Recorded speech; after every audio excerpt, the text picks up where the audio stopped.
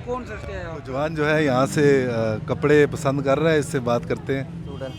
ये कितने का ये वाला? ये 300, 350, 250 मुख्तलिफ रेटों में है ये वाला। आगे और दिखाएं। और ये वाले?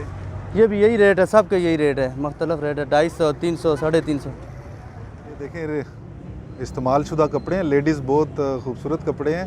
ये 200 रुपये का और 300 रुपये का, जेंट्स और लेडीज़ दोनों। क्या रेट है? ये सर जी ये तकरीबन ये 2 पीस सूट हम बेच रहे हैं इस दफ़ा इस वक्त 250, 300, क्योंकि महंगाई बहुत हो गई है।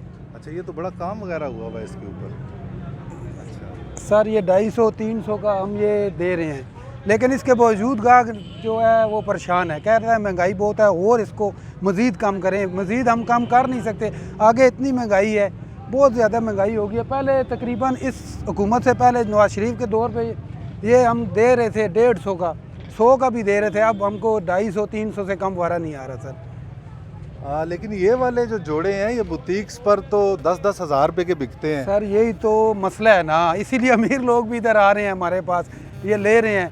तकरीबन उनको ये आप जिस तरह कह रहे हैं 10-10 हज़ार का, ये 200, 250, 300 का उनको मिल रहा है इधर से।